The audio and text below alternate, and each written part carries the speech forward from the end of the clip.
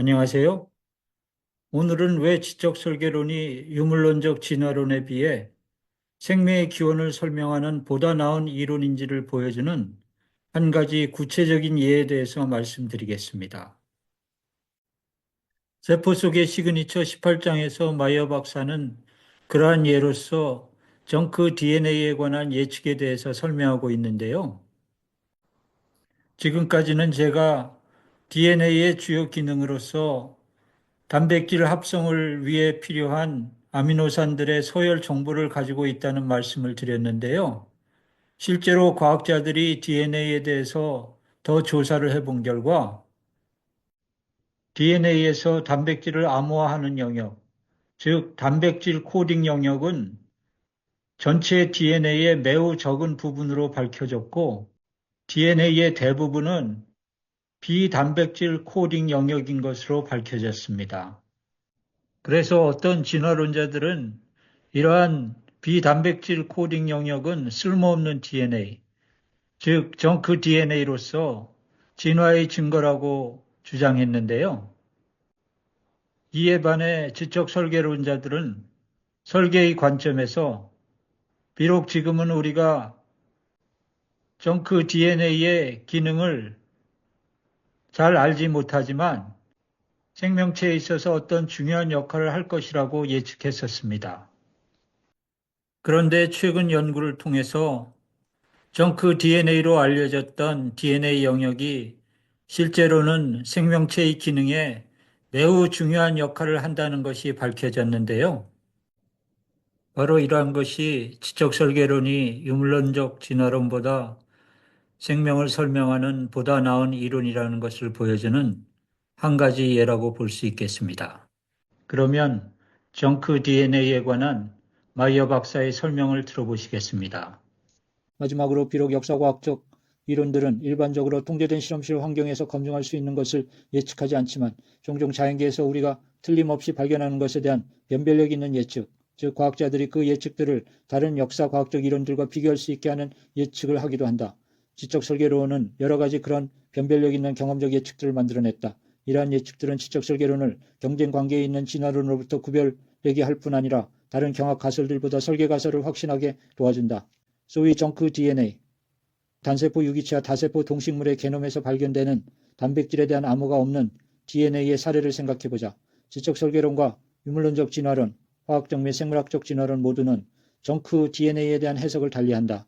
신다윈주의는 새로운 생물학적 정보가 시행착오적인 돌연변이 과정의 결과로 발생한다고 주장하므로 비기능적 DNA는 진핵 유기체, 세포가 핵을 포함하는 유기체의 게놈 속에 축적되는 경향이 있다고 예측한다. 또한 대부분의 화학 진화론은 생물학적 정보의 기원에 있어서 우연의 상호작용이 어느 정도 역할을 한다고 생각하므로 비기능적 DNA가 세포 내 기능적 정보를 최초로 산출한 비방향적 과정의 일종의 잔존물로서 최초의 단순 원핵 유기체 속에 유사하게 축적되었을 것이라고 암시한다. 이런 이유로 대부분의 진화생물학자들은 비단백질 코딩 DNA 발견에 대하여 그런 DNA는 정크라고 결론 내렸다. 그들의 견해에 의하면 비단백질 코딩 영역의 발견은 자연주의적 진화론의 예측이나 기대를 확인한 것이며 지적 설계의 암묵적 예측을 부인한 것이다.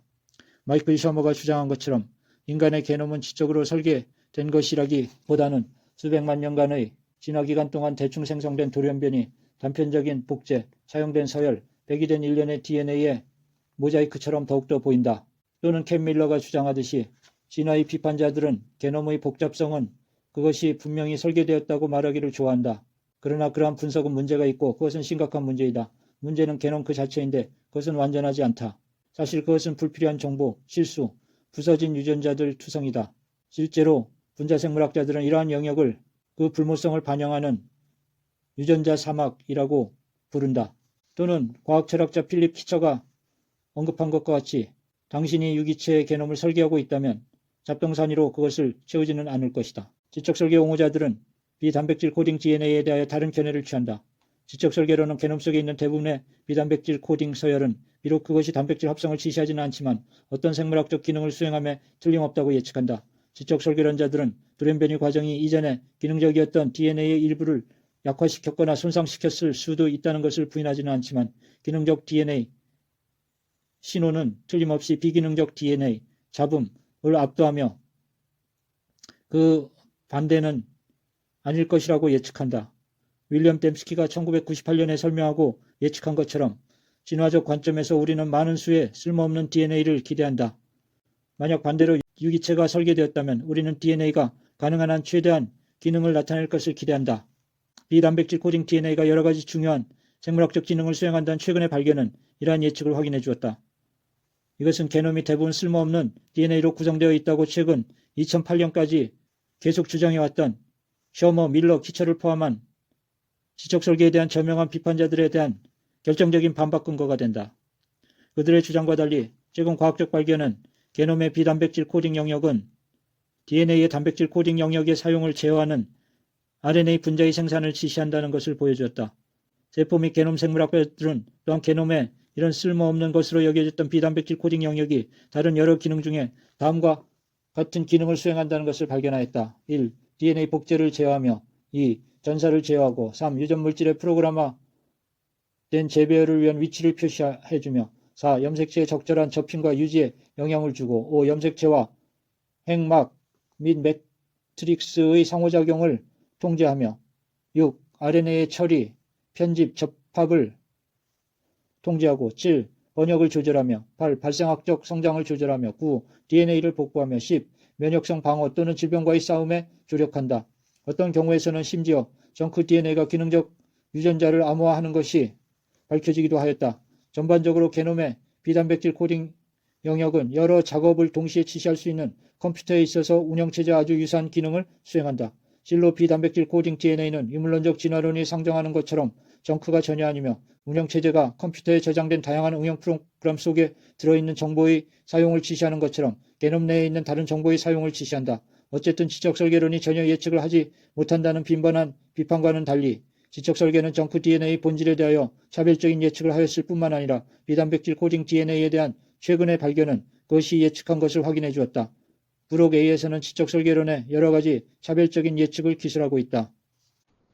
시청해 주셔서 감사합니다. 안녕히 계세요.